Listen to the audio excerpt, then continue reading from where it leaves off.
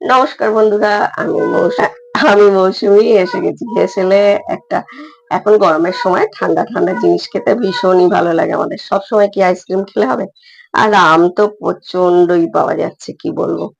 আর এই আমগুলো এনেছিল, যেটা দিয়ে আমি আজ করে নেবো ফিরনি। এটা এনেছে আমার ভাইয়ের বউ, একদম গাছ পাকা আম, আর ভীষণ মিষ্টি। চলুন, এরম যদি একটা ঠান্ডা ঠান্ডা ডেজার্ট হয় তো কথাই নেই। সেই লোকজন আসুক আর বাড়ির লোককে যখন ফিরবে এরকম একটা ফিরনি দিলে অসাধারণ লাগে। আর কথা না বাড়িয়ে চলুন করে নি। খুব সহজ রেসিপি, একদম ভিডিওটা স্কিপ না করে করে নি। আর আমি একটুখানি গার্নিশিং করার জন্য ওপর দিয়ে দিয়েছি, দেখতেই পেলেন, কাজু আর আর কিছুটা কাঠবাদাম, আর হচ্ছে কিশমিশ ছোট ছোট করে কুচিয়ে, কিশমিশটাকেও কুচিয়ে নিয়েছি। নিয়ে একটু গার্নিশিং করে নেবেন, দেখতে সুন্দর লাগে। এবার এটা ফ্রিজে রেখে ঠান্ডা নিয়ে নিয়েছি দুটো পাকা পাকা আম একদম, আর 25 গ্রাম গোবিন্দভোগ চাল ভিজিয়ে দিয়েছি। এটা জল শুদ্ধ পেস্ট করতে হবে। আর আমটাও পেস্ট করে নিতে হবে একটু, তার আগে কেটে নেব।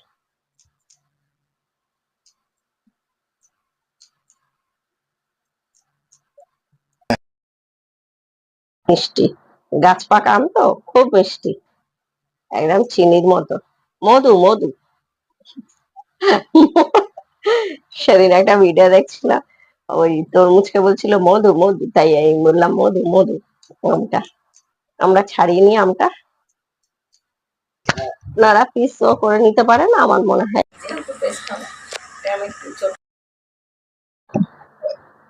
কিংবা আপনারা চাইলে টুকরো করেও নিতে পারেন। এরকম ভাবে একটু চটকে নিলে পুরোটা ওদের ভালোভাবে বেরিয়ে যায়, একদম মাটি থেকে পরিষ্কার হয়ে যায়।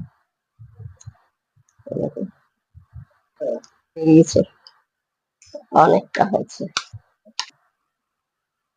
আগে আমরা চালটা একটু পেস্ট করে নেবো, খুব পেস্ট করব না, একদম থাকবে।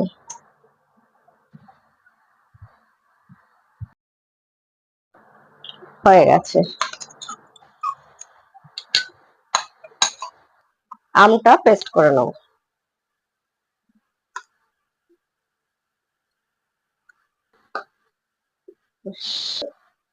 এই দেখুন, আমাদের আমটাও পেস্ট হয়ে গেছে।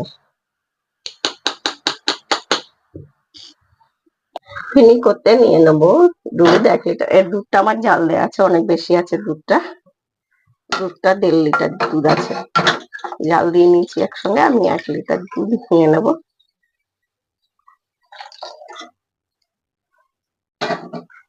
আপনারা যতটা করবেন ততটা নিয়ে নেবেন। দুধটা আগে দিয়ে জাল দিয়ে রাখলে ভালো হয় তাতে, আর খুব গাঢ় করতে হবে না এটা। নিয়েছি 4 চামচ মতো গুঁড়ো দুধ, আপনাদের কাছে মিল্ক মেড থাকলে দিয়ে দেবেন, এতে আরো টেস্টটা বেড়ে যায়। আমি গুঁড়ো দুধটাই বেশি দিই। আর গরমের সময় এইসব ঠান্ডা ঠান্ডা খাবার গুলো ভীষণই ভালো লাগে। একটুখানি ফুটে এলে আমরা যে চালের গুঁড়ো গুঁড়ো নাই পেস্ট করে রেখেছি, জল শুদ্ধই করবেন সব সময় চালের পেস্টটা ফিরনির জন্য। আমরা যে চালটাকে পেস্ট করে রেখেছিলাম, এবার সেটা দিয়ে দেবো। একসঙ্গে দেবেন না, আমরা এরকম চামচে করে দিতে পারেন, বা এরকম অল্প অল্প করে ঢেলে ঢেলে দেবেন আর নাড়বেন। এরকম করে করে আমরা মিশিয়ে নেব, যাবে না, না হলে একটা ডেলা পাকিয়ে যাবার সম্ভাবনা থাকে। এবার আমাদের নাড়তে থাকতে হবে।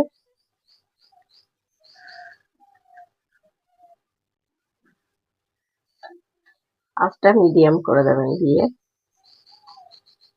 কারণ যেরকম পায়েস হতে সময় লাগে ওরকমই আমাদের 15 থেকে 20 মিনিট রান্না করতে হবে। চালটা সেদ্ধ হতে হবে, তাই না? যতই পেস্ট করে দিই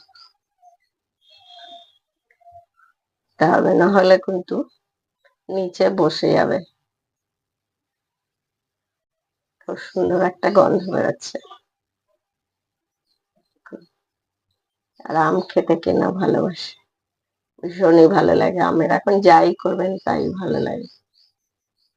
কতটা গাঢ় হয়ে এসছে দেখুন না, হয়ে এসছে, সেদ্ধ হয়ে গেছে চাল। আমরা এই সময় দিয়ে দেবো চিনি। আমি 100 গ্রাম চিনি নিয়েছি। আপনারা মিষ্টিটা যেমন খাবেন তেমন। আমার আমটা ভীষণ মিষ্টি, যার জন্য বললাম মধুর একদম আমটা খুব। আর যার জন্য আপনারা মিষ্টিও দিতে পারেন, বাতাসাও দিতে পারেন, যাই দেবেন ভালো লাগবে। আমি কিন্তু পুরো রান্নাটা একদম লো আছে করছি, লো টু মিডিয়ামে, একদম হাইতে করবেন না। আর দিয়ে দেবো একটু একটু নুন। যারা মিষ্টি তেম নুন পছন্দ করেন তারা দেবেন, না হলে দেবেন না।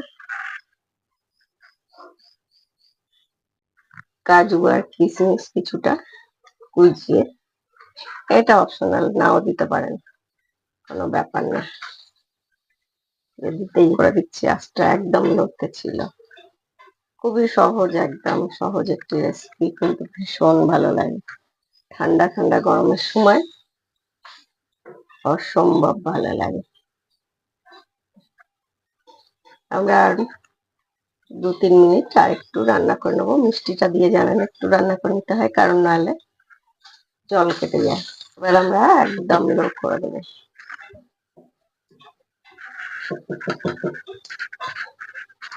দিয়ে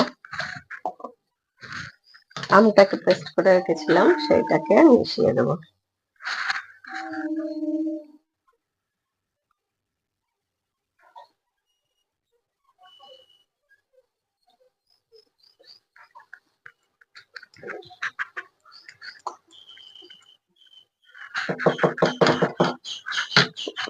কোনো জল দেবো না, মিক্সিটা নিয়ে জাস্ট দিয়ে দেবো। মনে হলে একটুখানি দুধ দিয়ে ধুয়ে নিতে পারেন। আর একটুখানি রান্না করে নেবো আমটা দিয়ে। আমরা গ্যাসটা বন্ধ করে দেবো। কত সুন্দর কালারটা হয়েছে দেখুন। আর একটু যদি কালার ভালো করতে চান তো একটু ফুড কালার দিতে পারেন। আমার মনে হয় বাড়িতে খাওয়ার জিনিসগুলো, আমরা তো কোনো রেস্টুরেন্টে খাচ্ছি না, তাই মনে হয় ন্যাচারাল রাখাই খুব ভালো। যার জন্য বাইরে তো অনেক মিক্সড জিনিস খাই, বাড়িতে একদম এটা, কিন্তু কালারটা খুব সুন্দর হয়েছে। আর একটু বেশি চাইলে দিতে পারেন। আমাদের হয়ে গেছে, গ্যাসটা বন্ধ করে গেছে। দেখুন কত সুন্দর কালারটা এসছে।